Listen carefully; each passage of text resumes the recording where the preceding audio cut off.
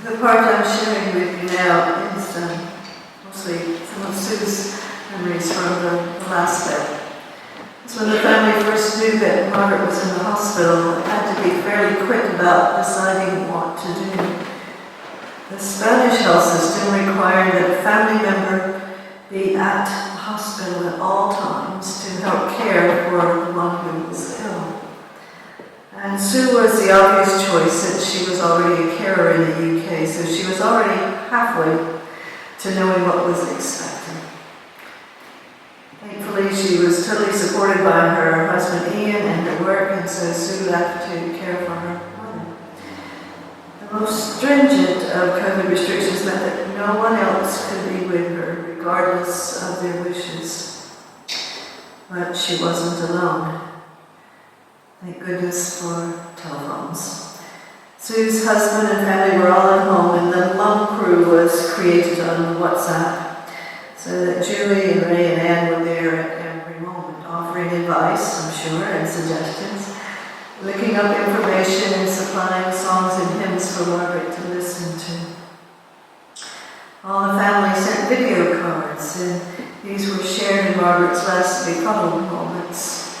Margaret conversed with the image on the screen, thinking that the whole family was present in that room, as indeed they were in every way they could be, if not in person. As we've heard, Margaret had made many friends with the people from her local church in Turley. These fantastic people offered help and support to Sue and to George with round-the-clock lifts, airport runs, visiting George daily and providing a 24/7 translator, all people from the church congregation. Carol, who was her special friend, even gave Sue a break from hospital life and slept in the hospital with Margaret so that Sue could catch up on some of her own much-needed sleep. When it became obvious that Margaret wasn't coming back to the family, the mum crew was there every step of the way. Such is the Spanish way that Margaret passed away at 10 a.m. on the Sunday and was cremated at 11 a.m. the next day.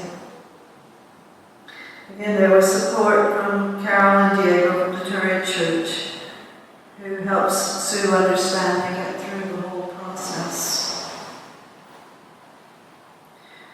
Margaret's cremation time was observed by her family, and the mum crew came together in singing In Heavenly Love Abiding and sharing memories. A small electronic gathering of her most loved people. It was perfect. So Margaret Maggie was a loving, caring wife, mother, nan, sister, auntie, great-aunt, cousin, and a good friend. She will be greatly missed, but always remembered, especially perhaps when the cuckoo sings again and the bluebells flower. May she rest in peace.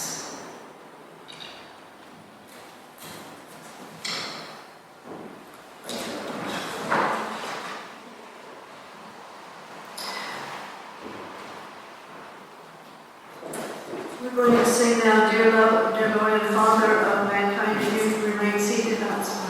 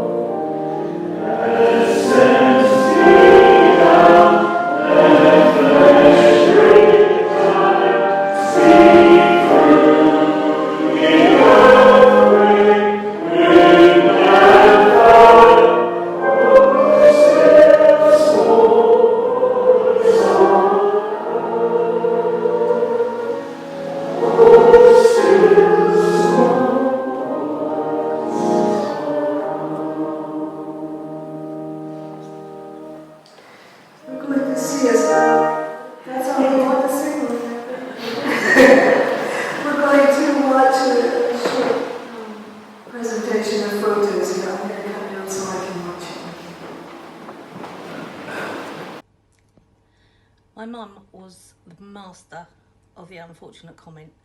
I remember one time we took her and George for a little break in Spain. We took her that weekend to an Indian restaurant, and as we walked in, there was a big picture, big painting of Vishnu, I think it was, who's an Indian god that they depict with blue skin.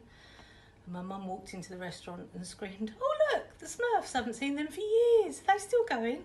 And then just sat down and started reading through the menu as though nothing had happened, and all the staff were giving her daggers and she was totally unaware.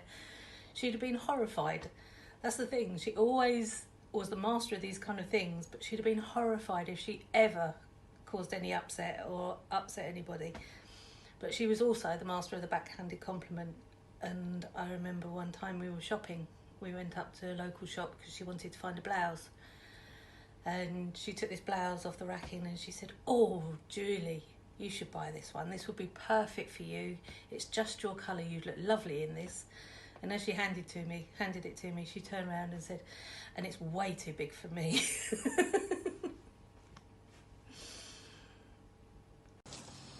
Then there was the time she wanted a lift to the doctors. She was a nightmare because she often went by bus everywhere, so it meant that she tried to take you down bus lanes. But over in Spain she went less by bus and more by car, so we were on to a good thing. So we get to a T-junction. "Mum, which way do we need to go?" "Well," she said, "it's up to you, you can turn left or right. If you go left it's pretty, but it's about 10 minutes longer, and if you go right it's not so nice, but you get there quicker." I asked her what time the doctor's appointment was, and we had plenty of time, so I went left. She said, "Oh, what's the matter?" Well, I wouldn't have gone left. My mum. Well, we went to Spain. Well, I went to Spain, and we went out for a day, and it was quite rare that we ever went out for a day.